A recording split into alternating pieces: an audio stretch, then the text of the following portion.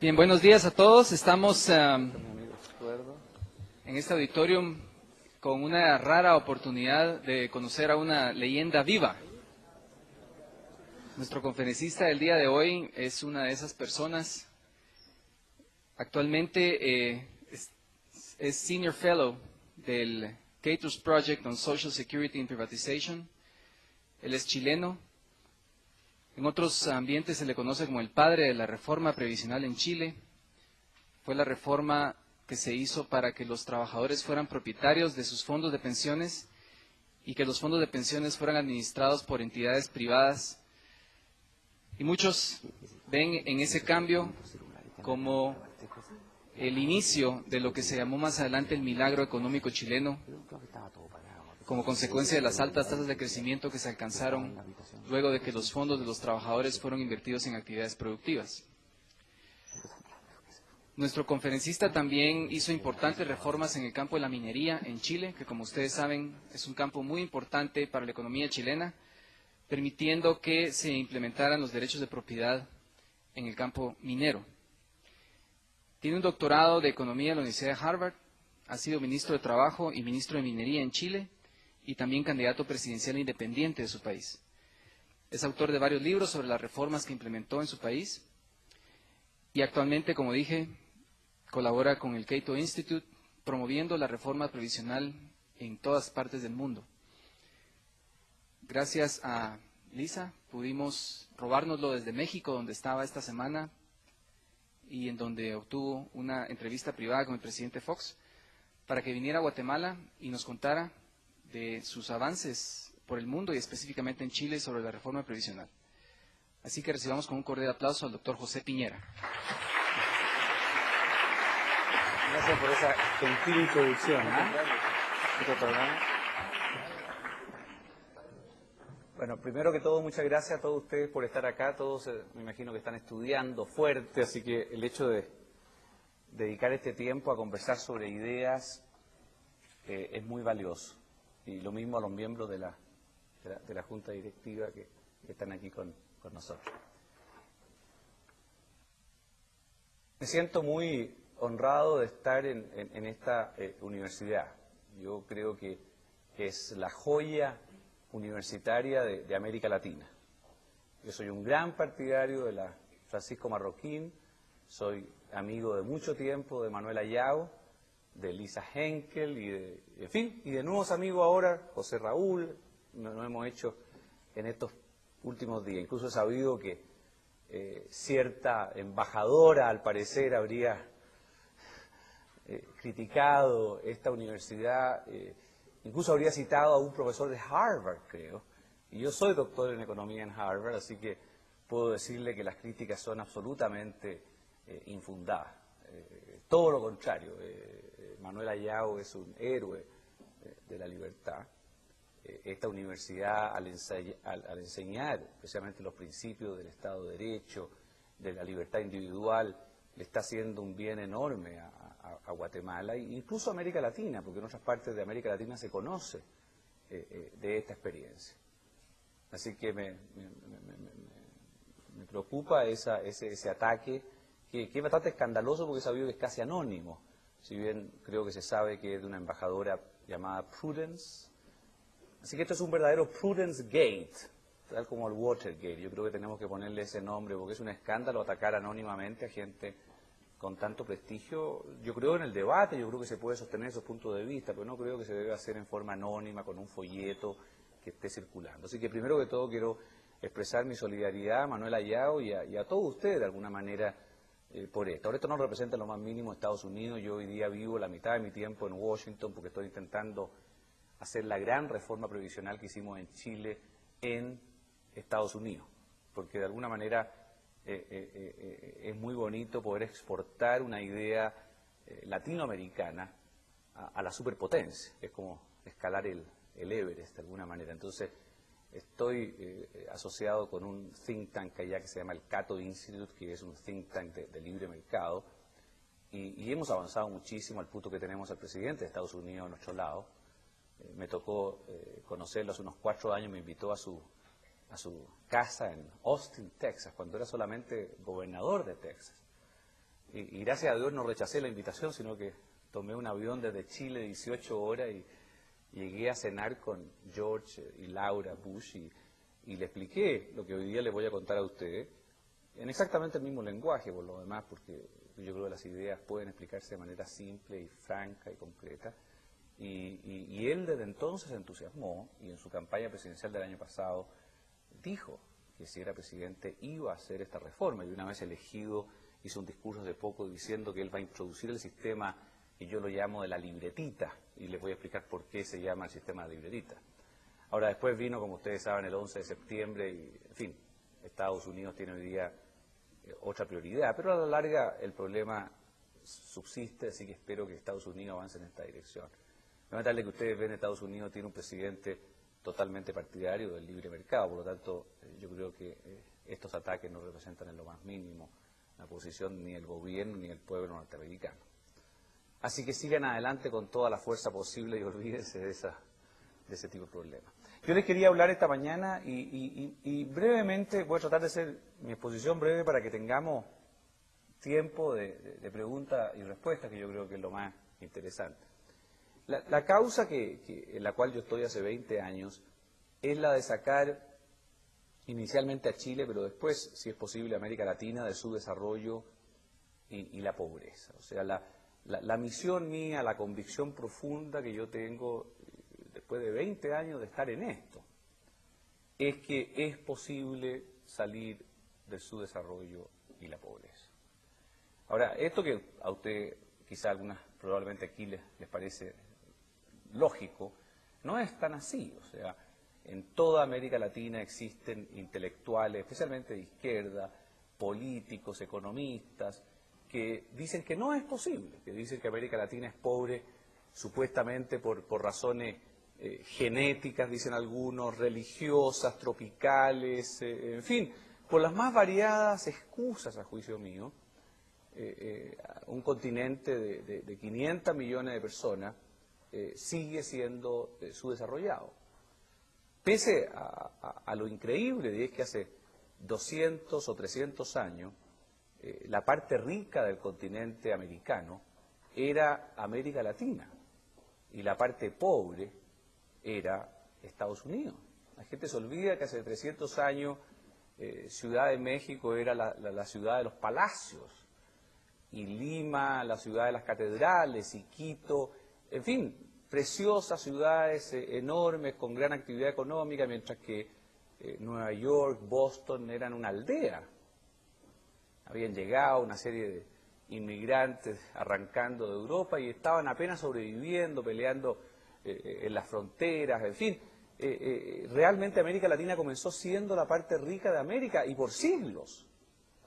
Algunos países incluso tan cerca como el siglo XX. Argentina, el año 1900 hay un famoso estudio que dice que Argentina era uno de los 5 países más ricos del mundo en 1900, junto con Estados Unidos, Canadá, Australia. O sea, Argentina era rico hasta 1900, 100 años atrás. Y hoy día Argentina está casi quebrada, con enormes problemas económicos, bajándole la remuneración y las pensiones a la gente. Entonces, ¿qué ha pasado? Yo creo que simplemente los gobiernos, especialmente del siglo XX de América Latina, no han sido capaces de comprender que es absolutamente imprescindible tener mercados libres y imperio de la ley bajo un gobierno limitado.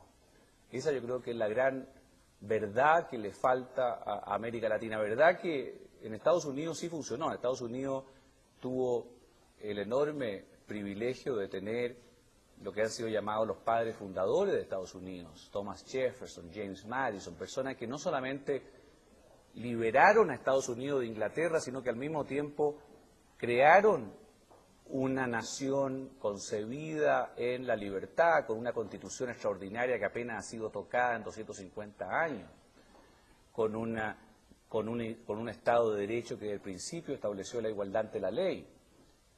Y sin embargo nosotros, y eso hay que ser crítico, nosotros tuvimos lo que yo llamo a veces generales fundadores, founding generals, pero no tuvimos founding fathers, tuvimos generales buenos, Bolívar, San Martín, buenos para la guerra, liberaron a nuestros países de España, pero no crearon aquí adentro naciones basadas en el imperio de la ley, en la libertad, el libre mercado.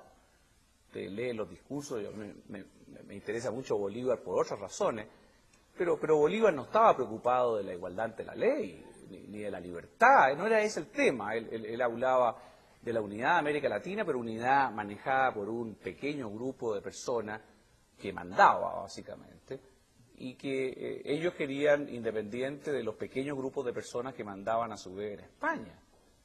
Entonces nosotros tuvimos una independencia política de España, pero nunca hemos tenido realmente una independencia económica y social. No hemos tenido sociedades, como digo, ancladas en la libertad y la igualdad ante la ley.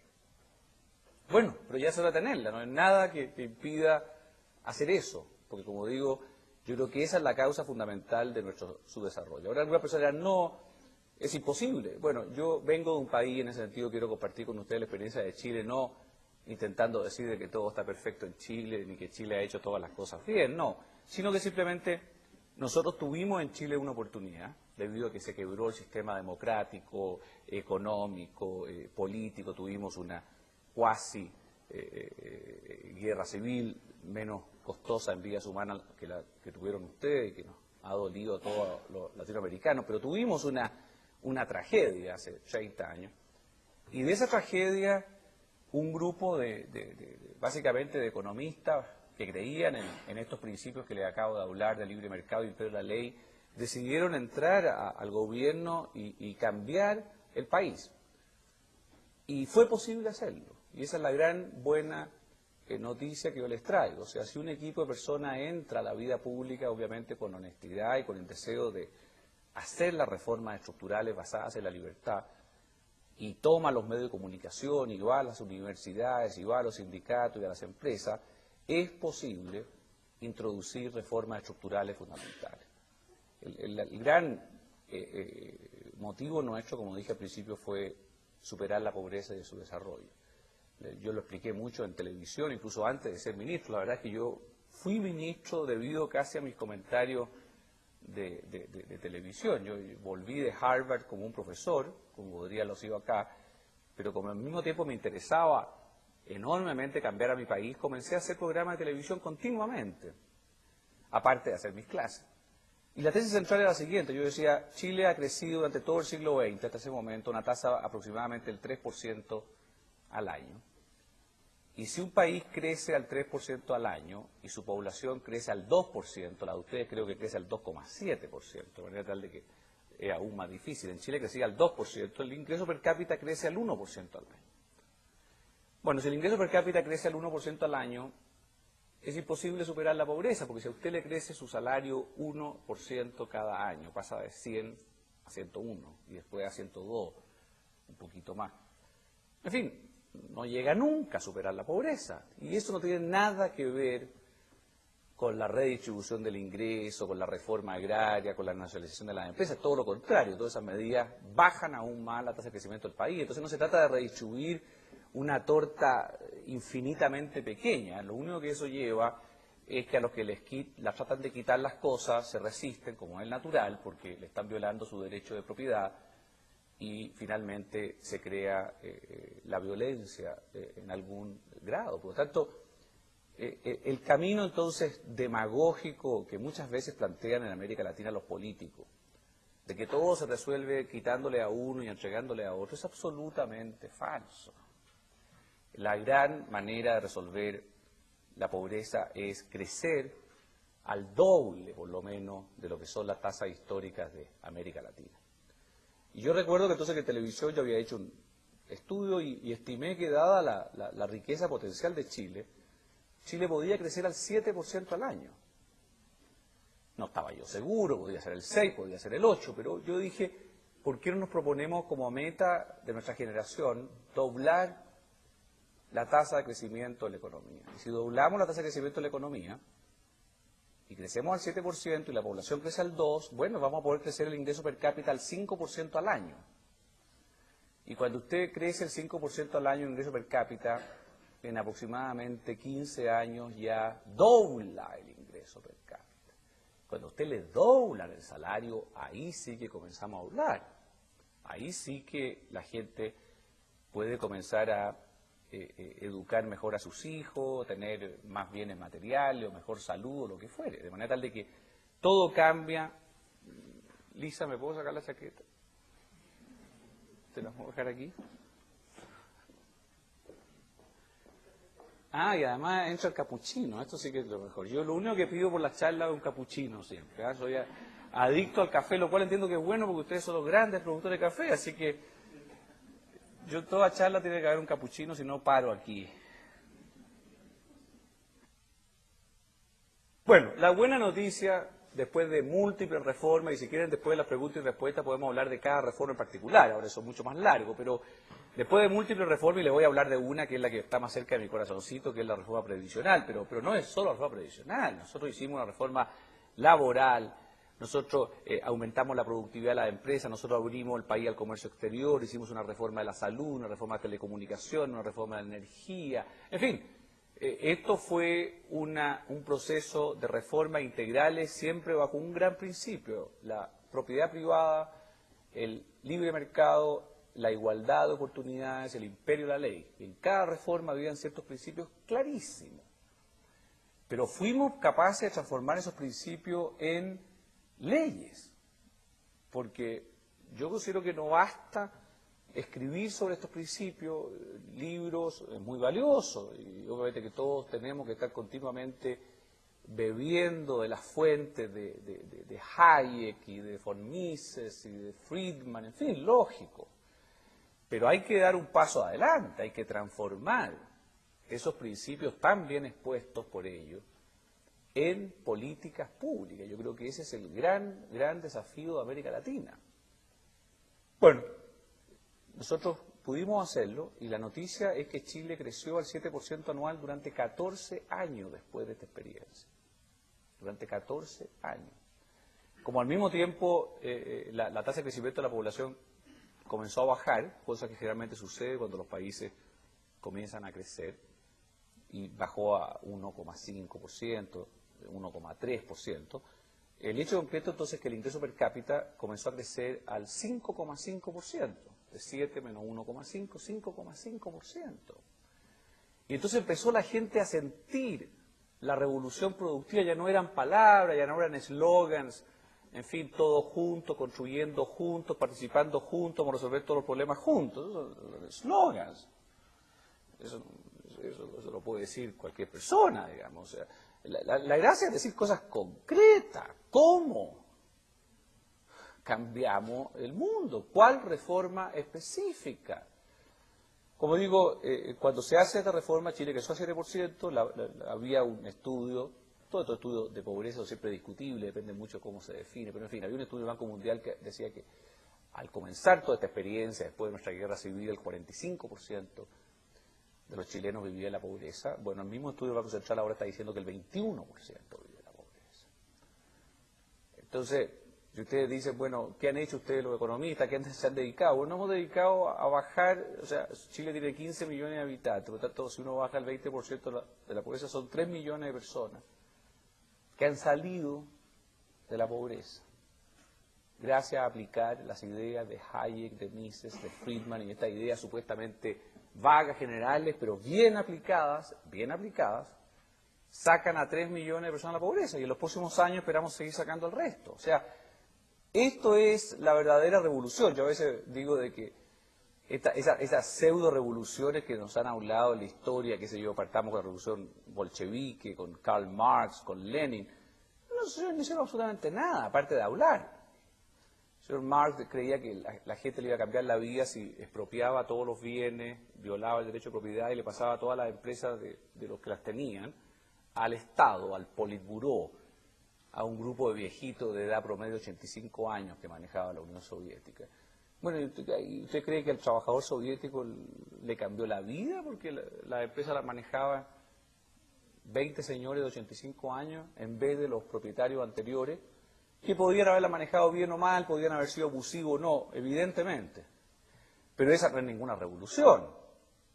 Ellos se visten con la palabra revolución. El señor Castro, a mi juicio, no ha hecho absolutamente nada excepto empobrecer a Cuba y más aún transformarla verdaderamente en un prostíbulo internacional. Hay aviones llenos de españoles solteros que viajan a Cuba por una semana, por 2 semanas, y le ofrecen unos programas completos violando la dignidad de la mujer cubana en forma increíble. Y Castro acepta todo eso para obtener unas cuantas pesetas, unos cuantos dólares y poder importar un poco de comida que le falta. Imagínense la revolución cubana.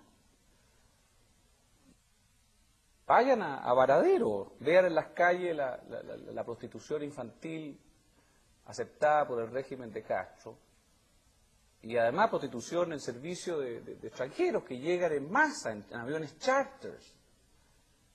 Es un escándalo. Y sin embargo, yo ayer voy al maravilloso lago Atitlán con Estuardo. ¿Está Estuardo aquí o no? No llegó, fíjate, mira la promesa, me prometió que iba a llegar a las 8:30 aquí. Le vamos a quitar el libro. Bueno, pero fuimos a Panajachel. Claro que me dijo que iba a estar porque yo le prometí que iba a mencionar lo que vi, porque yo veo Panajachel y quise camiseta con este señor Che Guevara. O sea, en Panajachel la gente que está sufriendo al Che Guevara, digamos, o sea, masoquista. O sea, ¿qué ha hecho el Che Guevara? El Che Guevara se fue a Bolivia y dijo, voy a crear 20 Vietnams en América Latina, así que fue con la ametralladora a matar soldados bolivianos, que debe ser gente pobre, gente humilde, porque no iba a matar a los generales, iba a matar, siempre se matan al mismo nivel de ingreso. Los demás están muy lejos. Pues, o sea, Fidel Castro está en la playa en Varadero y el general boliviano está en su palacio, que sabe dónde. Eso se mandan a matar lo humilde entre ellos. ¿Y qué hacen con eso? Absolutamente nada. Lo único que han hecho es crear pobreza en toda América Latina, el señor Che Guevara. Y el Che Guevara, fíjate, era una polera en Panajachel. O sea, es de loco. Ahora, no tiene ninguna culpa, por supuesto, la persona que está ahí. Nadie le ha contado. Y quizás, no sé, quizás la embajadora de Estados Unidos anda con una polera al Che Guevara. Duerme quizás con una polera con el Che Guevara. ¿Quién sabe? Pero ¿me entienden? O sea, hay que hablar las cosas claras. Yo no tengo ningún complejo de decir que el señor Castro, el señor Che Guevara, que pueden haber sido buenos padres de familia, todo esto, no tengo ningún... Puede ser re simpáticos con un puro y un habano, pero que han sido destructores de América Latina, creadores de pobreza, lo son. Y yo lo digo esto en televisión y donde sea. Hace poco di una entrevista en Radio Martí, dirigida al interior de Cuba. Me imagino que la estaría bloqueando Fidel Castro, diciendo exactamente todo esto. Comentarle que yo no tengo nada que ver con la corrección política, con que no se puede criticar a Castro, al Che Guevara o al general Perón o ahora al general Chávez que va a destruir Venezuela. Precisamente porque son gente que viola la libertad de la gente, son gente que están a favor de cada vez más poder para el Estado, para los políticos, para los que manejan. Y yo estoy totalmente en contra, yo creo que cada vez más poder a la gente. Ahora, obviamente que eso tiene que ser sin monopolios, eso es muy importante. Nosotros en Chile, al mismo tiempo que entregábamos fuerza al poder, al sector privado, nos preocupábamos de que no hubieran monopolios. O sea, ustedes estudian economía y me imagino que en microeconomía o en proceso económico, como José Raúl me enseñó que se llama el curso inicial, se habla de que la economía de mercado es extraordinariamente eficiente en la medida que haya competencia. Y ustedes probablemente pasan los mercados bajo oligopolio y bajo monopolio, y obviamente que en esos casos se producen injusticias también en el sector privado y se producen mala asignación de recursos, de manera de que al mismo tiempo hay que crear las condiciones para que haya competencia. Ahora, la mejor siempre es la apertura de la economía, y Manuel Ayao es uno de los grandes defensores de la apertura de la economía hacia el exterior, pero también se requieren a veces medidas internas en los países para asegurar que haya básicamente transparencia e información. Cuando hay transparencia e información y no hay barreras a la entrada, hay competencia. Otra de las cosas que me impresionó yendo al lago Atitlán con Estuardo es la enorme competencia que ustedes han introducido, por ejemplo, en telecomunicaciones. En eso Guatemala yo diría que está en la punta de América Latina. O sea, yo veía a cada persona, qué sé yo, y el indígena ahí hablando y vendiendo probablemente sus telas con teléfonos celulares. Y hay gente que debe decir que esta reforma no fue buena, que benefició a los ricos, las tonteras, que los ricos siempre han podido tener teléfonos satelitales, por último. Es decir, la reforma yo vi en Panajachel a cada persona, incluso dimos una vuelta por el lago con un señor que manejaba un botecito y el señor tenía aquí al lado, el señor que manejaba el botecito, un teléfono celular. sea, eso es extraordinario. Ahora no lo tiene para mostrarlo a nosotros, lo tiene probablemente porque negocia quién va a ser el próximo cliente del botecito. O sea, él maximiza su actividad económica y el productor indígena vende sus productos, chequea los precios, en fin. O sea, una reforma que ustedes han hecho, y quiero felicitarlos, ¿ah? Porque vi los letreros, la competencia, entiendo además que hay 4, 5, 6 empresas, o sea, tampoco es un monopolio de alguien. Les regalan los telefonitos.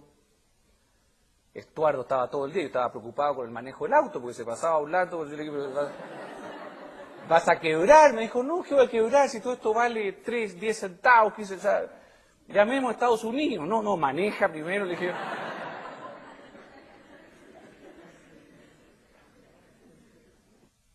Pero no nos chocamos, gracias a Dios. Pero lo felicito. Ahí hay una reforma bien hecha, pero ¿por qué no hacen 20 esas reformas? Eso es lo que yo le dije. O sea, está bien, hagan 20. Bueno, y entremos, antes de terminar, en lo que yo creo que hay que hacer ya en Guatemala. Es lo que yo llamo la reforma de la libretita. Y déjeme explicarse en 2 palabras. Yo la hice hace 20 años como ministro y estoy seguro de que se puede hacer, estoy seguro de que es una tremenda avance para un país y especialmente para la gente más pobre del país. ¿Y de qué se trata? De los sistemas de pensiones, seguridad social. Ustedes saben, los sistemas de pensiones son para que la gente tenga una pensión cuando llega a viejo, porque cuando uno llega viejito no puede trabajar, necesita una pensión, ¿cierto? Entonces, hace mucho tiempo se inventó, y no en América Latina, lo inventó un canciller alemán, Bismarck, bastante confundido en esta materia, y en otros. Y creó un sistema estatal, en que le quitan a la gente una parte de su sueldo. Ustedes van a ver cuando comiencen a trabajar cómo, aunque no quieran, les van a quitar una buena parte. No sé cuál sea la tasa de cotización aquí en Guatemala, pero debe ser por lo menos 10% para arriba. 14. Bueno, le van a quitar 14% del sueldo, les guste o no les guste. Y ustedes dirán, bueno, pero me lo van a colocar en un fondito, en alguna parte, va a ser mío. No, olvídense, ese 14% va a ir a una institución estatal, que entiendo se llama el Instituto Guatemalteco de Seguridad Social, que nadie sabe qué hace con el dinero, cómo se invierte el dinero, cómo se gasta el dinero. Probablemente una parte importante del dinero se escapa, como ustedes saben, en América Latina, en todos los países, cuando el Estado maneja grandes cantidades de dinero, desaparecen parte del dinero. Y al final los viejitos reciben una pensión de hambre. Lo cual es muy duro, y especialmente muy duro para las mujeres, porque las mujeres viven, ustedes saben, depende de cada país, no sé cuánto en Guatemala, pero viven entre 5 y 10 años más que los hombres. Al parecer se portan mucho mejor durante la vida.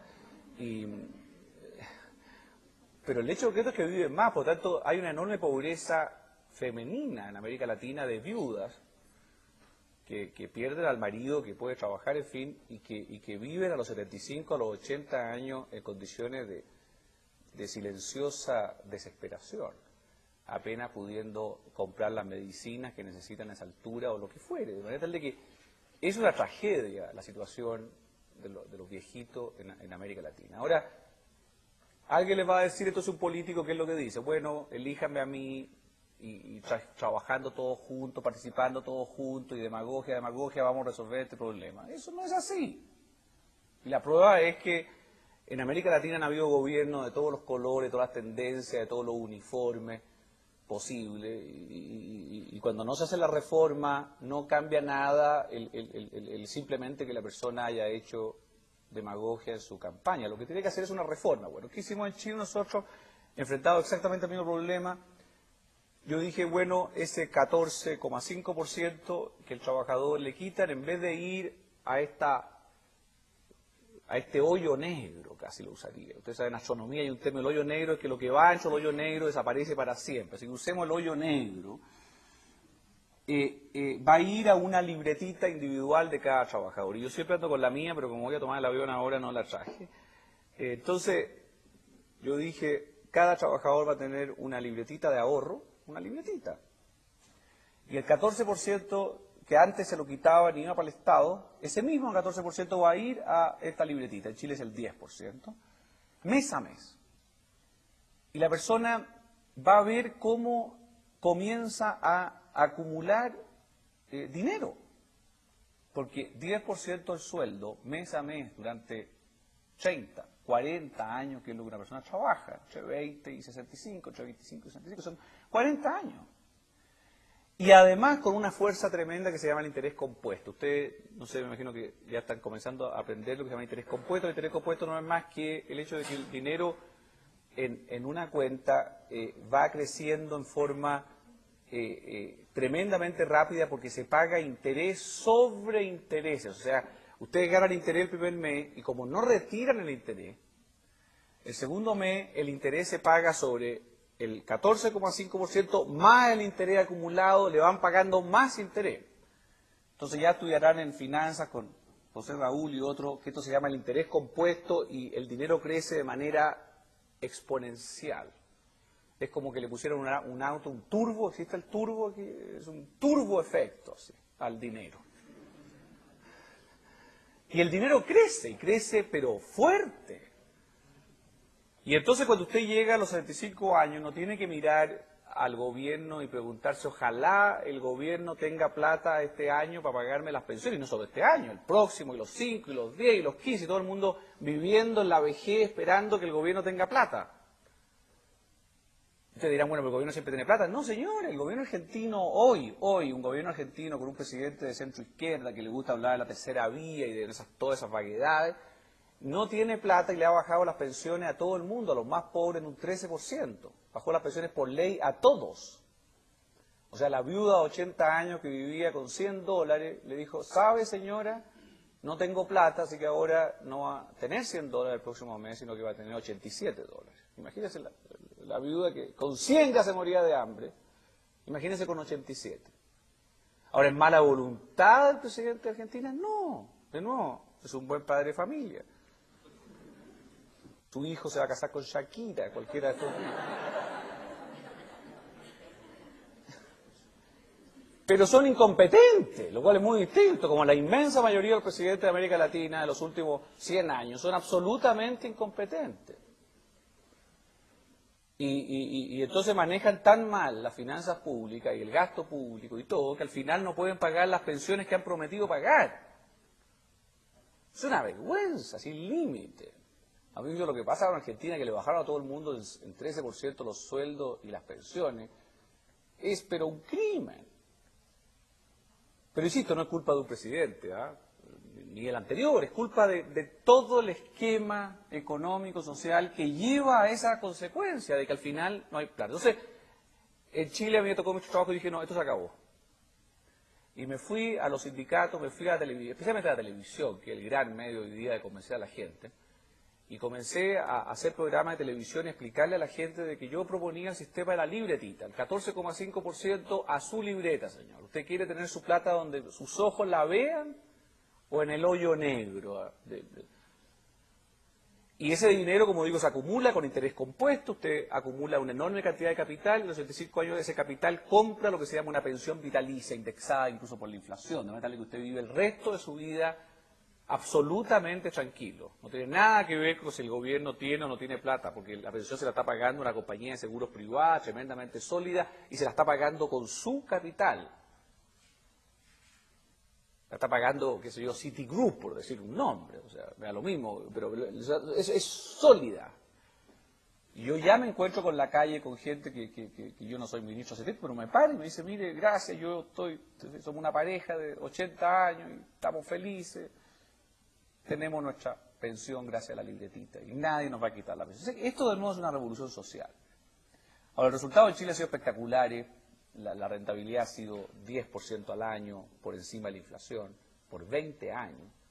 No se ha perdido jamás un peso porque obviamente que creamos un sistema de supervigilancia estatal y en eso el Estado tiene ciertas funciones mínimas, pero las tiene y esas tiene que cumplirlas con honestidad y con claridad. Nosotros creamos una especie de cuerpo vigilador técnico, con concurso público, no politizado, en fin, obviamente que lo creamos bien. Se llama la superintendencia de todo el sistema y eso entonces no coloca las platas, no, pero vigila que nadie se robe las platas. Es una especie de policía financiera, pero honesta. Y nadie se ha robado las plata, porque cuando el imperio de la ley existe, nadie se atreve a robar las plata porque hay pena incluso de cárcel. Así que nadie se ha robado un peso en 20 años.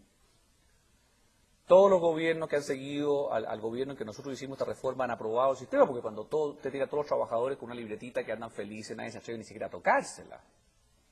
Y hayan habido de repente algunos senadores demagogos que han tratado de tocarla, y yo voy a televisión y le digo a la gente, ¿usted quiere que le robe la plata a la libretita? Bueno, el señor Pérez González el que quiere robársela. El señor Pérez González el día siguiente no puede salir de su casa. Así que sin violencia alguna, la gente defiende. Sí, se ponen alrededor, pero no hacen nada, le gritan cosas. Entonces todo chileno anda con su libretita.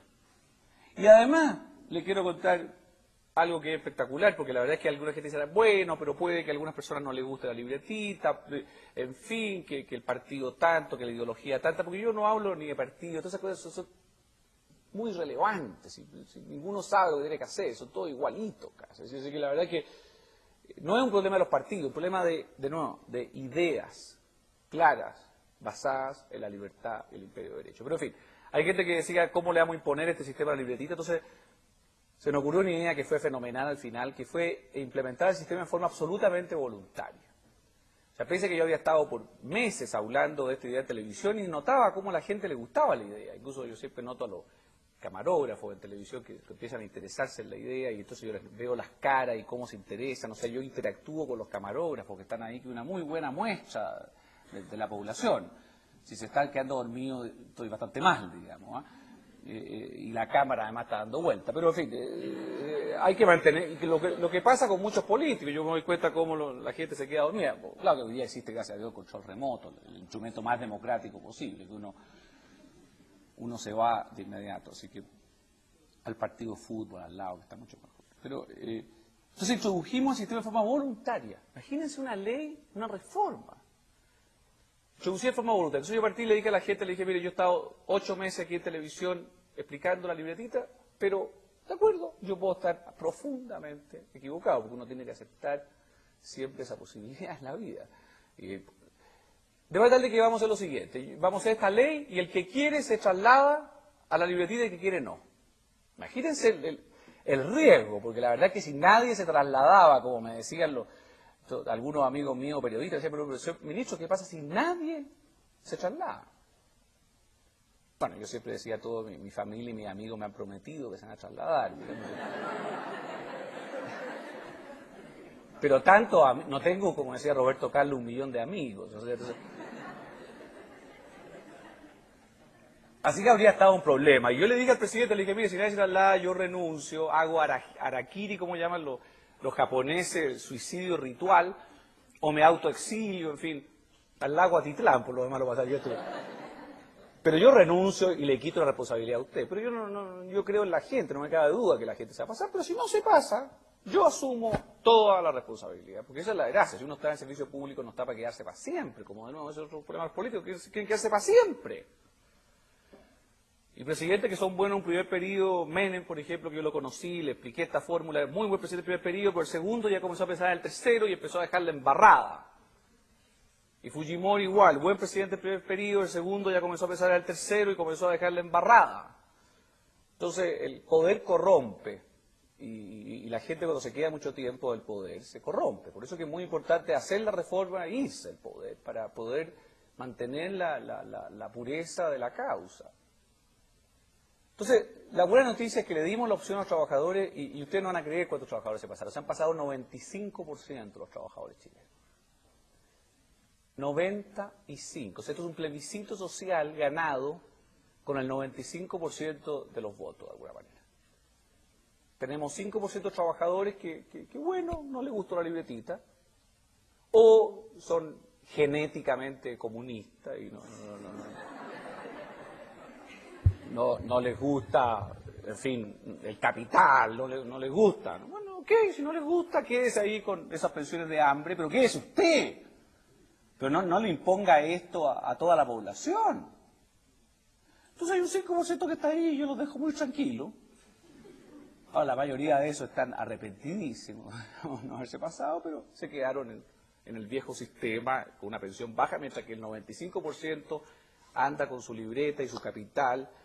Incluso muchos de ellos andan trayendo la libreta, me emociona mucho. Yo a veces voy, no estoy nunca en Chile, pero voy a un restaurante en Chile o qué sé yo, y se me acerca a veces el señor que me está sirviendo y me saca de acá la libretita, porque los trabajadores no andan la andan trayendo aquí en el bolsillo de atrás, para mostrarla.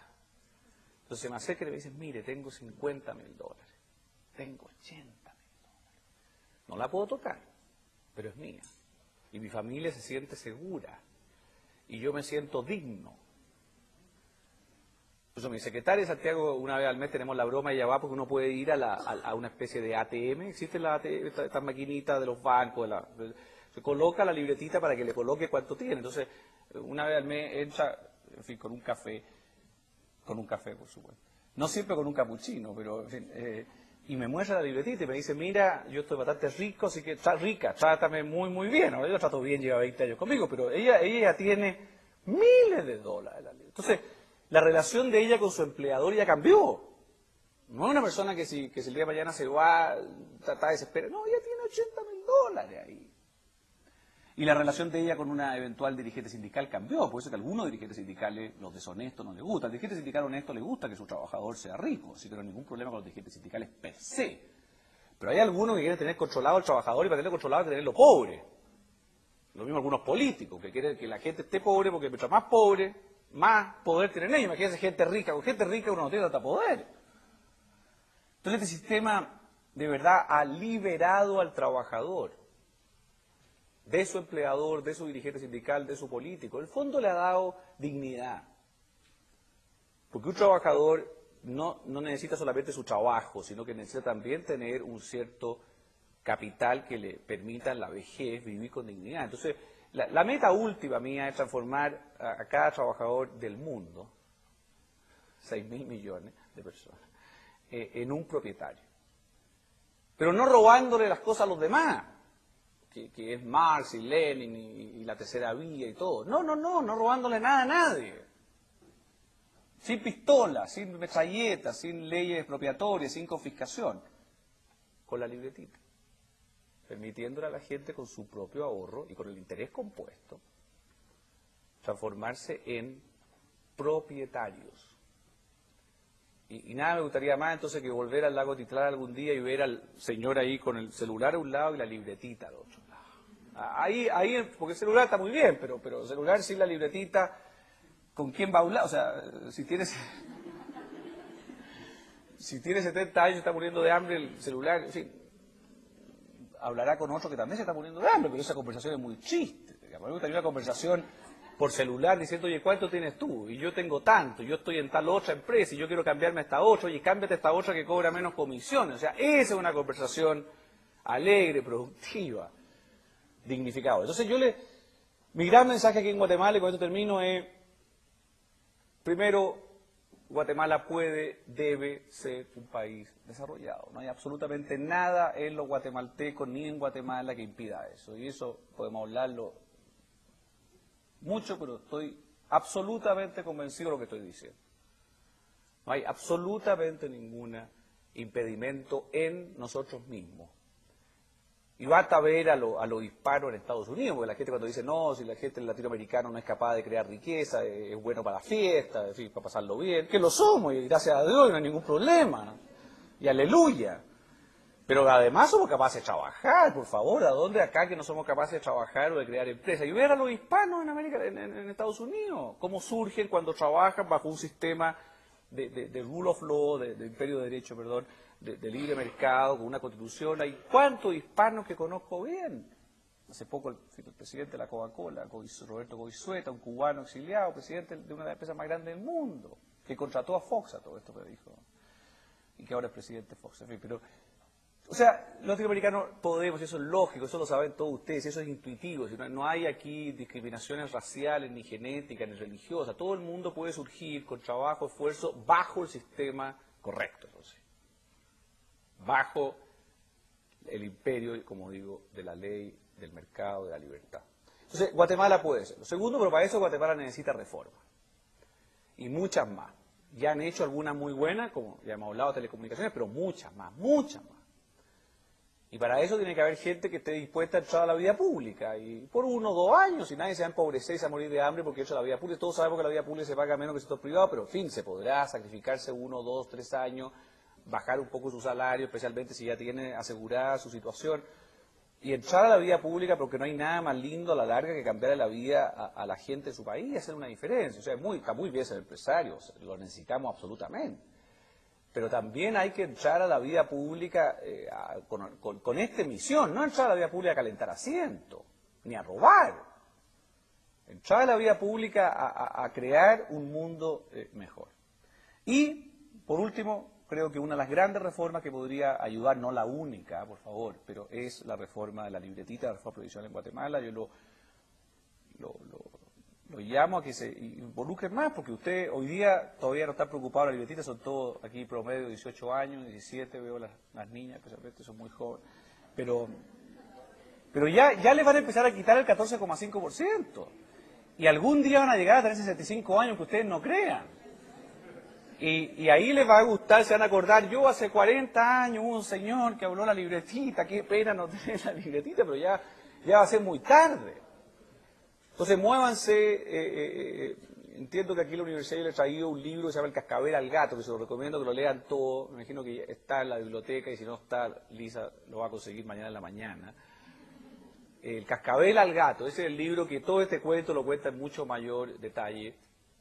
Además, tengo un website, no puedo anotarlo aquí, pero Pension Reform,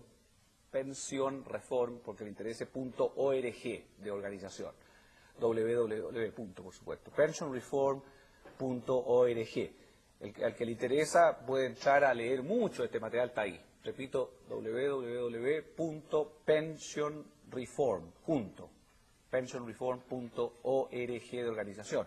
Ahí también hay mucho de esto. Así que ojalá se puedan informar más y se transformen a la larga ustedes en una fuerza del cambio positivo y así Guatemala desarrolle su extraordinario potencial. Muchísimas gracias y estoy abierto a las preguntas.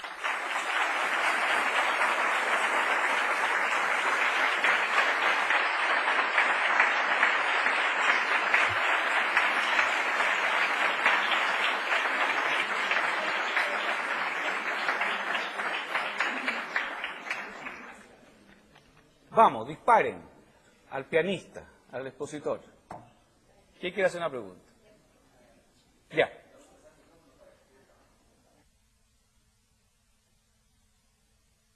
En el sistema de la libretita quiero saber qué pasa con las personas que ya están recibiendo una pensión, o sea, las que no les descuentan. Perfecto. Mira, totalmente garantizado que nada les cambie en su vida. O sea, yo puse 2 reglas de la transición que se llamó. La primera ya la expliqué, todo el mundo es libre de cambiarse o no cambiarse. Y la segunda regla, y te agradezco que me lo hayas preguntado, se me olvidó mencionarla, es los viejitos tranquilos. Ustedes no van a tener libretita porque ya tienen pensión, o sea, ya salieron de la vida de trabajo, pero la pensión que ya tienen, yo voy a garantizarla por ley. Nosotros hicimos un cambio legal en que ya no era cosa de que el Estado tuviera o tuviera plata, creamos una manera de que está totalmente garantizada. Entonces, señores viejitos, tranquilos. Yo cuando explicaba eso en televisión, yo siempre decía, la primera regla es que no le vamos a quitar el cheque a la abuelita, porque hay que hablar las cosas simples. O sea, nadie quiere quitarle el cheque a la abuelita. Así que, primera regla de esta reforma, abuelitas de Chile, tranquila. Y abuelito, por supuesto. Así que ese problema, oye, inmediatamente queda ese grupo tranquilo. Y como tienen hijos y nietos, son apoyadores a la larga, porque obviamente quieren que su hijo y su nieto tengan libretita. Así que eso no es ningún problema y eso yo creo que es importante hacerlo. Ahora, eso, la única excepción que tiene, claro, es que si alguien está recibiendo una pensión absolutamente injusta, tiene 38 años y porque era amigo del presidente, en fin, le está pagando $5.000 al mes de pensión, eso no es justo. Se le va a ir a ese señor, no señor, tiene que trabajar igual. ¿Me entiendes? Tú puedes hacer, si quieres, algunos ajustes eliminando ya lo que casi es un robo. Pero eso ya es un detalle, será el 1% de las injusticias que hay ahí, pero el 99% son gente que simplemente está recibiendo una pensión y tiene todo el derecho a seguir recibiendo. Segunda pregunta.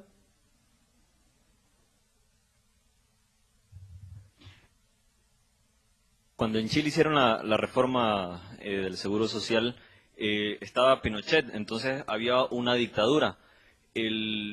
Y bueno, Pinochet tuvo la astucia de confiar en la gente, en gente capaz. ¿Usted cree que se podrían hacer los mismos cambios en las democracias latinoamericanas? Por supuesto que sí, mire, el tema de Pinochet, usted sabe, muy largo, y yo creo que hay una enorme desinformación afuera. Como casi todos los países no entienden los procesos violentos o de crisis de los otros países. Entonces, primero que todo quiero dejar en claro que eso es un tema largo, me encantaría algún día hablarlo. Pinochet no fue un dictador a juicio mío, sino que fue un gobierno militar que salvó a Chile de transformarse en una segunda Cuba, y lamentablemente hubo que sacar a un presidente comunista que estaba implementando una dictadura. O sea, el dictador era Allende. Ahora, ¿cómo saca usted un dictador? Lamentablemente hay que sacar al dictador enfrentando al dictador, porque si no, uno vive bajo el dictador 40 o 50 años. Yo tengo un amigo que vino acá, Carlos Alberto Montaner, entiendo que usted, que siempre me dice, ojalá nosotros hubiéramos sacado a Castro el 61.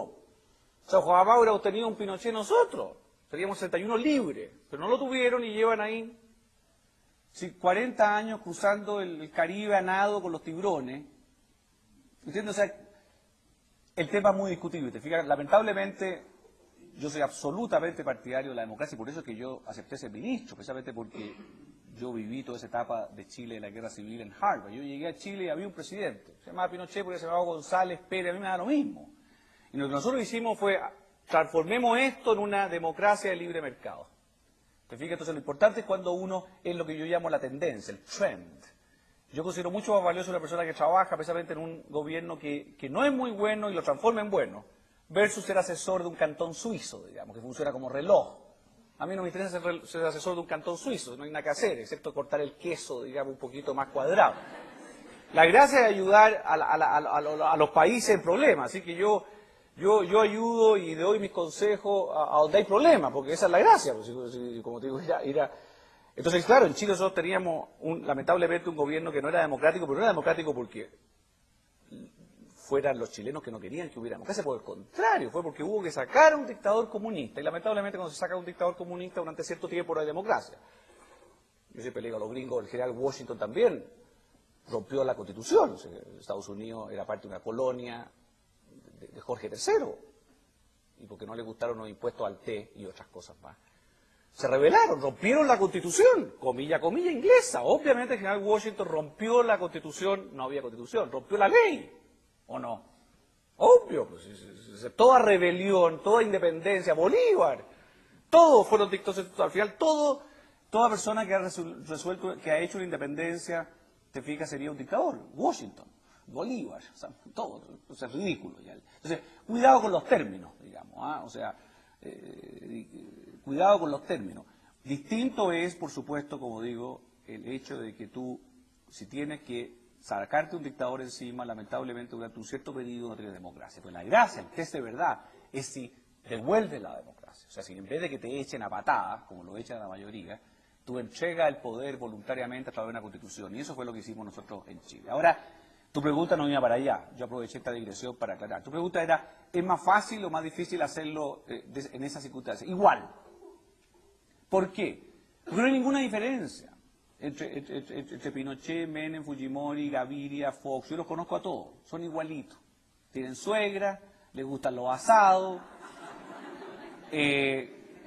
toman su vinito a la hora de almuerzo. O sea, mira, oye, si tú crees que el uniforme los cambia, son iguales, sácale el uniforme.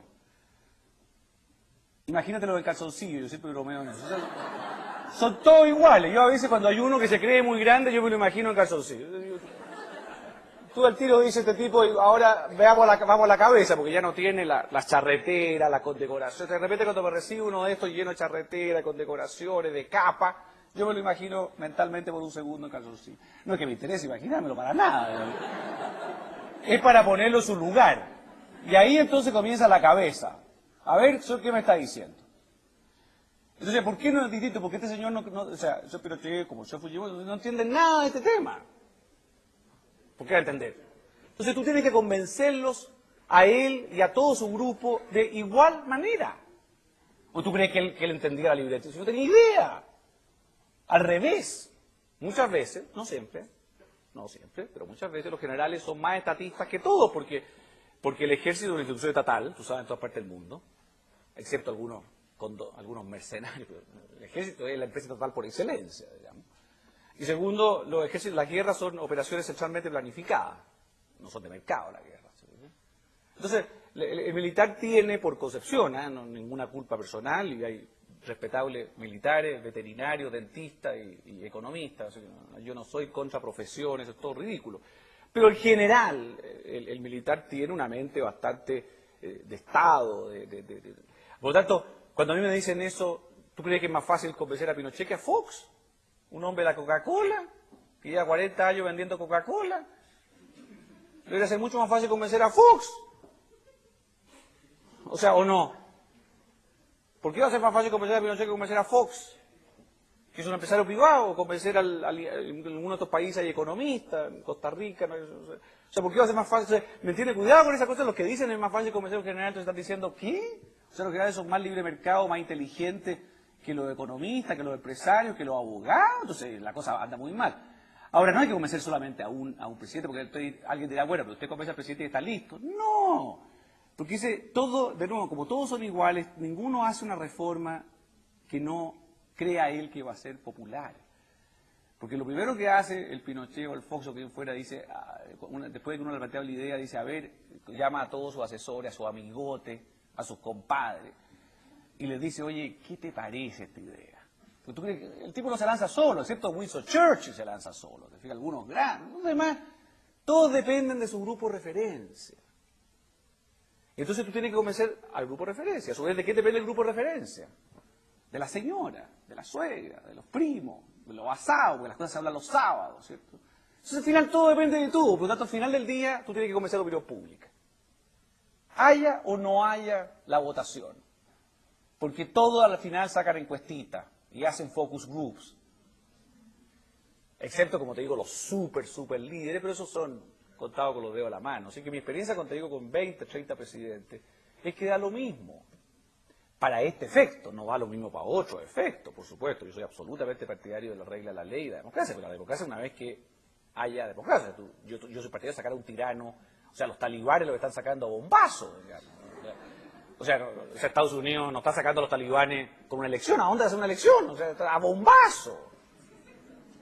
¿O no? Entonces, te fijas, nosotros tuvimos que sacar a Allende y gracias a Dios que lo sacamos. Si no, tendríamos 50 años de ahí. O sea, Chile hoy día sería, junto con Cuba, quizá el país más pobre de América Latina, como lo es Cuba, con Haití.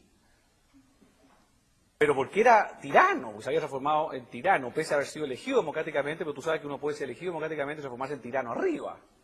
Hitler, elegido democráticamente, eso la gente no lo sabe, la gente cree que Hitler dio un golpe de Estado, Hitler no dio ningún golpe de Estado. Hitler fue elegido democráticamente. Se transformó en tirano.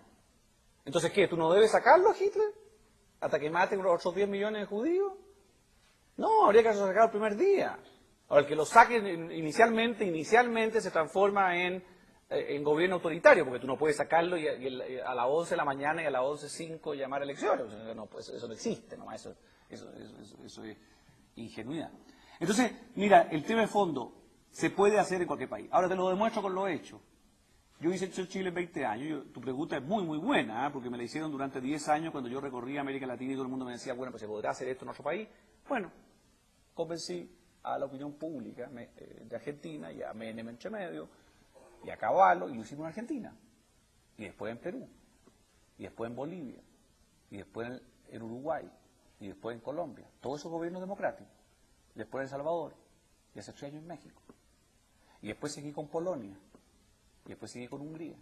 Y después seguí con Kazajstán. El próximo domingo estoy en China. Estoy a punto de ser los Estados Unidos. Entonces tengo gobiernos democráticos. Entonces, te lo pruebo primero intelectualmente, que es lo que me interesa más a mí, y después te lo pruebo en los hechos. Lo importante, de nuevo, es la idea y la comunicación de la idea. Otra pregunta. Sí, adelante. Yo tenía 2 inquietudes. La primera es, cuando usted quiere implementar un programa de pensiones privados en Latinoamérica, así como acá en Guatemala, ¿qué otro tipo de leyes tiene que ir a la par conjuntamente? Y la otra inquietud es, en el caso de Estados Unidos, que usted es un asesor, ellos tienen los 401ks y que en el caso específico de ellos, ¿cómo es que otras leyes tienen que ir a la par de una instalación de un programa de pensión privado? Bueno, Otra excelente, oye, puras buenas preguntas que la Marroquín está todo preparado aquí, ¿cómo es la cosa? Tienes toda razón. Primero, tiene que ir, oye, con leyes que hagan transparente, competitivo, honesto el mercado de capitales. O sea, esto no puede hacerse para que la libretita después la administren unos señores que se roben la plata, o que sea monopolio, o que cobren unas comisiones gigantescas a los trabajadores, o que inviertan todo el dinero en una pésima empresa especulativa. ¿Me entiendes? Tú tienes toda razón. Yo no conozco, y quiero decirlo con toda claridad, la situación específica del mercado de capitales guatemalteco. Sé que debe ser bastante chico y subdesarrollado como era el nuestro. Eso no es el problema, puede ser chico. Pero lo importante es que hayan al mismo tiempo leyes financieras y bancarias y de seguro y de no usar inside information, en fin, que hagan que cuando se comiencen a acumular estos recursos en la libretita, esos recursos puedan invertirse de manera justa, de manera transparente, de manera segura. ¿De acuerdo? Así que creo que tu pregunta es clave. No, insisto, no sé cuál es la situación actual. Pero yo en Chile me preocupé al mismo tiempo de hacer la libretita, de ir donde mi colega, el ministro de Hacienda, y decirle, mira, las leyes de valores tienen tales fallas, las leyes bursátiles tales fallas, corrijámoslas al mismo tiempo. Y lo fuimos haciendo al mismo tiempo. Aunque el mercado era chico. No hay que quedarse porque el mercado es chico, si siempre es chico. Entonces, la gracia es que una vez que se hace esta reforma, el mercado de capital, el mercado financiero, se multiplica por 100. En Chile, los fondos ya están administrando 40.000 millones de dólares, que equivale al 50% del Producto Interno Bruto de Chile. Entonces eso ha creado un mercado de capitales gigantesco, pero al mismo tiempo había leyes justas, así que ese punto es muy bueno. Segundo, claro, en Estados Unidos 40% de la población tiene alguna forma de pensión privada que se le da generalmente a la empresa, como tú dijiste muy bien, el IRA y el 401k. Pero yo lo que trabajo es para el otro 60%, que es el 60% más abajo. O sea, los que tienen todo eso son los abogados, los profesionales, los trabajadores de la IBM, qué sé yo, pero el 60%, incluido el que gana el salario mínimo, incluido la mayoría de los hispanos, y la mayoría de los negros, no tienen nada, excepto el Social Security que va a quebrar en el futuro, como todo el mundo sabe. Entonces, yo estoy trabajando para el 60% de ahí para abajo, por así decirlo. O sea, estoy tratando de ayudarlos a ellos. Por eso es que esto es una reforma muy progresista, en un buen sentido de la palabra. Porque yo no estoy preocupado, te fijas, de los grandes abogados de cada país. Los grandes abogados de Chile, de Guatemala y de Estados Unidos siempre han tenido alguna cuentita en Nueva York, en Zurich. O sea, ellos tienen ya... Yo no estoy preocupado de ellos, ellos se cuidan solos. No tengo nada contra ellos, pero te digo, ellos se cuidan solos. El que no se puede cuidar solo es el hombre que apenas gana un salario y que le quitan el 14,5% y no puede ahorrar. Entonces, la reforma es para darle a todo el resto, o sea, tú mantienes el 401k, eso está perfecto, eso se mantiene igual, pero tú le das al 60% que no tiene nada, le das en el fondo un 401k, si esta libretita es un 401k, pero un 401k te fijas para todos, no un 401k para los que están de la mitad para arriba. Otra pregunta. Pregunta un poco relacionada con la anterior. Usted hablaba de las condiciones que tienen que estar en el país y, por ejemplo, Guatemala ahorita atraviesa una crisis económica, política y social. Realmente eso es la situación actual. Entonces yo quería saber qué condiciones básicas tienen que haber para transformar un sistema de previsión social y a la par qué otras cosas aparte de lo financiero tienen que haber. Porque yo creo que en una crisis se puede sacar algo bueno y tal vez sería transformar muchas de las cosas que en el momento están mal. Claro, mira, tú sabes que todo está en la definición. O sea, yo creo que América Latina está en una crisis, tú dijiste, económica y política, desde hace 500 años. Así que, nada nuevo bajo el sol. O sea, desde hace 500 años. Porque mira la pobreza, mira la corrupción, mira las guerras civiles. Sí, es una tragedia, o sea, un continente maravilloso, porque es maravilloso. O sea, de nuevo, volvamos al lago Atitlán, porque me tienen que llevar más, entonces yo quiero enfatizar este punto. El lago es una maravilla, eso no hay en Estados Unidos, el lago Atitlán. O sea, ustedes tienen belleza natural. La gente, los mercados indígenas, fui a ver cómo funcionan los mercados fabulosamente bien. La calidad de las texturas, de los colores, de la mano de obra, la inteligencia de quien quiera hace esas preciosas alfombras. ¿Me entiendes? Eso demuestra un valor enorme. Bueno, y te puedo seguir alabando a América Latina, y la música, y la comida, y la poesía, y la literatura. Ustedes tienen Asturias, México tiene a Octavio Paz, Chile a Pablo Neruda, premios Nobel en literatura, mucho mejor que cualquier poeta americano hoy día. Perdón, Lisa, pero la poesía americana no es fuerte. En otras materias sí, pero la poesía está mucho mejor acá. Entonces, ¿pero qué pasa? Que es lo que acabo de decir, lo que han fallado es arriba, ha fallado el establishment, especialmente político, que se ha dedicado a pelear entre ellos, a aprovecharse de la gente, porque no hay, vuelvo a decir, imperio de la ley, no hay mercado libre, no hay gobierno limitado. Entonces, mira, esto de que Guatemala está hoy día una crisis más grande, yo no sé, o sea, ustedes hace 20 años estaban en una guerra civil, es una guerra civil, entiendo, o sea, hoy día no están, o sea, por lo tanto, están mejor. Yo no soy tan pesimista, ¿eh? O sea, entiendo tu frustración juvenil, pero lo que te quiero decir es que, claro, tú hace 20 años no habías nacido, quizás. Pero Estuardo me decía ayer que cuando vi que el lago Titirán no se podía ir a las 6 de la tarde porque te paraban unos señores con unas ametralladoras y mientras que ayer fuimos y no nos paró nadie. Entonces, la crisis es menos crisis al menos. O sea, al menos podemos transitar, ¿cierto? Y no te para nadie con una ametralladora. Te para ofrecerte unas preciosas frutas y unas manzanas y unos no sé qué, eso lo cual está estupendo, es el mercado. O sea, de manera que cuidado con este pesimismo. O sea, estamos en crisis desde siempre.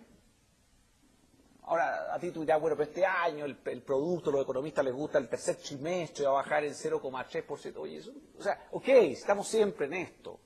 Para mí eso no es problema alguno. En todo momento se pueden hacer reformas. Hay gente que dice, bueno, las reformas se pueden hacer cuando tú estás bien, porque estás tranquilo, y otros que dicen que cuando están mal. Mira, si para eso hay teoría, sobre gusto no hay nada escrito. Sobre el momento de pasar a reformas no hay nada escrito. Yo lo que digo como revolucionario de la libertad es, háganlas en todo momento. Esté lloviendo, háganlas. No está el sol, háganla. Está temblando, háganla. Busquen la oportunidad, entren por un lado. ¿Se me entiende? Si en este momento la crisis del café, el precio está bajo. Bueno, digan que dado que el precio del café bajo, la libretita es fundamental. Digamos. Y cuando el precio del café suba, yo te puedo encontrar otro argumento porque también es fundamental ahí. En el fondo, no hay mal ni buen momento. Las cosas hay que hacerlas. Y eso es lo que yo quiero que América Latina cambie. Porque América Latina encuentra muchos argumentos a todos los niveles para mañana. Y eso es lo único que tienen razón los gringos, se ríen solo el mañana. A mí el mañana me desespera. Ahora.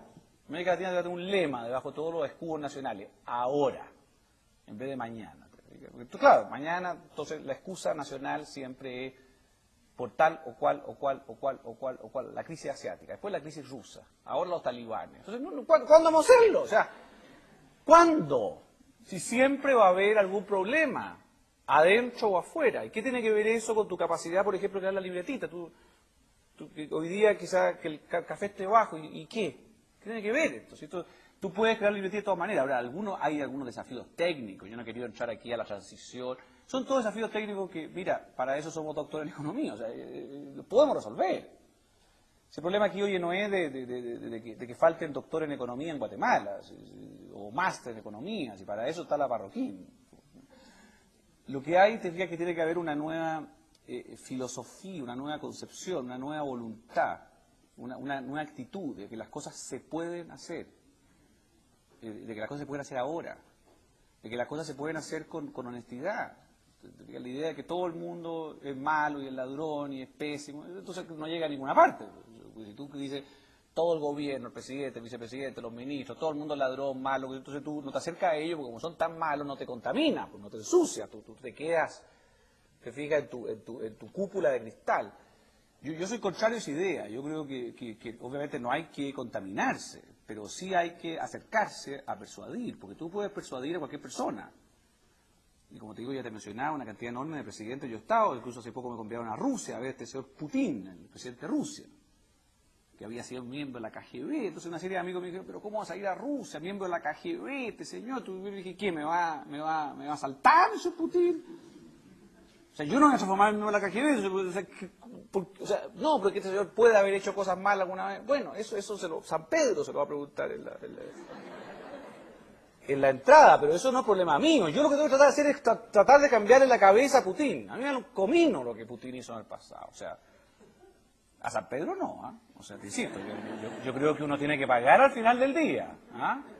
Y uno tiene que poner, no, uno tiene que portarse bien, pero no soy yo el juez de Putin, ni de Fujimori, ni de Pinochet, ni de Paco Reyes, digamos. Yo no soy juez de nadie. Yo soy misionero de la libertad. Yo, si me invita y almorcé con el señor Paco Reyes, tan famoso aquí el sábado. Claro, me quitó 2 horas de Atitlán, lo que estoy más sentido con él. Pero fui a almorzar con él, porque si me invita el vicepresidente de Guatemala, y fue elegido, yo voy a almorzar con él. Si a mí el señor Paco Reyes no me va a quitar nada, ni tiene nada que darme el señor Paco. O sea, yo soy libre absoluto de todos los Pacos Reyes de este mundo. Entonces, yo puedo ir y contarle mi cuento. Ahora, él verá. Como digo, lo único malo es que se entusiasmó tanto con el cuento, como digo, que me hizo llegar más tarde a Atitlán. Ese fue el costo. Pero yo voy porque en una de esas, mi semillita crece en la cabeza de ese señor o del otro. Y en muchos casos no crece. Brasil, he ido muchas veces a Brasil, en fin, por N razones, Brasil es el gran país de América Latina que se está quedando atrás en esta reforma. Y soy bastante frustrado, que no puedo, ahora, quizás porque no hablo portugués y no soy tan elocuente en portugués. Pero en fin, hay que engage, como dicen los gringos. ¿Te fijas? Yo siempre uso en Estados Unidos un concepto que se llama be principled and be engaged. O sea, tienes con tus principios sólidos, eso sí, entrar al debate público e intentar convencer, sea quien sea y sea el momento de la crisis. Perdona que me alargué un poco, pero me diste la oportunidad creo que un punto, porque te digo, si hay una cosa que me preocupa a veces en América Latina, es que hay a veces una especie de deseo de una especie de purismo mal entendido. Yo creo que el purismo válido es que uno tiene que ser con principios, ¿me entiendes? Y tiene que ser honesto, y tiene que decir siempre su verdad, y tiene que decir en privado lo mismo que dice en público, y tiene que no es muy latinoamericano, porque tú en público dices, ay, en privado, pa. No, tú tienes que decir lo mismo, eso es. Pero también tienes que intentar convencer al adversario, o al desconocido, o al distinto de ti. O sea, tú no puedes relacionarte solamente con los que piensan exactamente igual que tú, porque entonces, ¿qué vas a cambiar? Yo eso lo veo un poco en América Latina, te lo digo con toda franqueza. Incluso lo veo en gente partidaria mucho de nuestras ideas, muchas veces, que confunden el ser fiel a los principios, lo cual yo no puedo estar más de acuerdo. Pero fiel a los principios no significa no poder hablar con alguien que no comparte mis principios. Eso yo encuentro que no es al revés. Yo creo que ser fiel a sus principios significa tratar de convencer al diablo. O sea, si el diablo aparece aquí, yo lo trato de convencer. ¿Me entiendes? Y a Che Guevara, ¿para qué hablar? A todo esto, recién estuve en México cuando me convidó Roberto Salinas. Tenemos que terminar, ¿cierto? ¿O no? Ya. En fin, yo en cada país tengo mis amigos que me tratan bien. Lisa es mi embajadora extraoficial aquí en Guatemala, para que ustedes sepan. Y Roberto Salinas en México. Y en fin, tengo en toda América Latina mis amigos. Bueno, entonces cuando Roberto me convidó allá y me dijo, te voy a hacer la reunión con el presidente Fox, con los típicos. Yo le dije, sí, pero ¿por qué no hacemos lo siguiente? Le dije yo. Él es sobrino del dueño de TV Azteca y es director. Yo le dije, ¿por qué no hacemos un foro en TV Azteca con el subcomandante Marcos? ¿Usted sabe qué es el subcomandante Marcos? Uno que... Yo le dije, mira, incluso más, yo aviso que yo iría con lo mismo. O sea, con una pipa, yo iría con la pipa y con mi cuestión para bromearlo. O sea, ya que tú no te sacáis la cáscara, yo también voy con más. Yo así soy José Piñera por tener una foto al lado mío. ¿No? Pero yo le dije, ¿por qué no hacemos un foro con su comandante Marco? Me gustaría desnudar las contradicciones del subcomandante Marco, que de nuevo puede ser un buen padre de familia, no tengo la menor idea. Pero está absolutamente equivocado, por supuesto, con matar gente, con andar con una ametralladora gigantesca y todo ese cuento, y la pipa y la máscara. A mí eso me impresiona. Gringa, me hayas perdido la impresión del tema del subcomandante Marco. A mí no me impresiona. Entonces yo le dije, hagamos un debate con el subcomandante Marco en televisión azteca. Y tema, la pobreza. O sea, yo no le voy a poner un tema de PhD en Harvard, no, porque sería injusto con el comandante Marco. Tampoco acepto las mejores armas para matar a la gente, porque ahí me ganaría él. Entonces, no. Tema, cómo sacar de la pobreza a la población indígena mexicana. Un temazo. Bueno, y no se hizo, porque estos señores no debaten. O sea, estos señores disparan, dan conferencias de prensa, engañan a la... Pero yo le dije, mira, debate, libre, imagínate. Y yo le dije, incluso prefiero eso que verme con Fox, porque ya Fox ya sé lo que piensa un ejecutivo de la Coca-Cola por 40 años. O sea, mientras que yo quisiera cambiar al subcomandante Marco y ganarle adelante a la población de México, decirle, señor comandante Marco, usted puede ser muy buena persona, pero usted está haciendo el mal.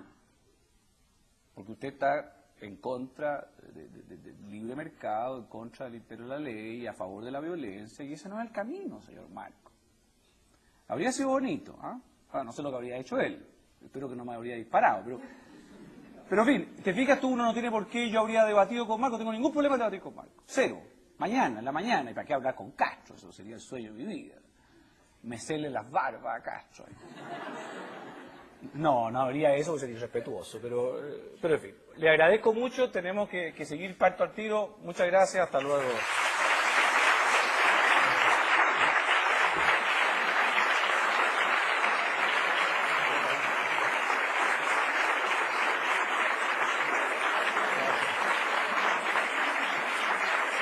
Bueno, desafortunadamente tenemos que terminar acá. José, muchas gracias por habernos acompañado.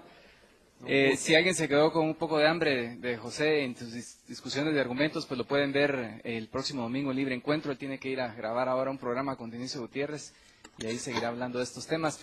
Y hoy en la noche tiene que estar en Toronto dando una conferencia, así que apreciamos muchísimo que estés con nosotros, que has tomado el tiempo. Te vamos a dejar este recuerdo para la próxima vez. Con Manuela Yausi. ¿Está Manuela aquí? Pero cuando regreses a Atitlán la vas a poder usar con orgullo. Orgulloso, muchas gracias, la voy a usar.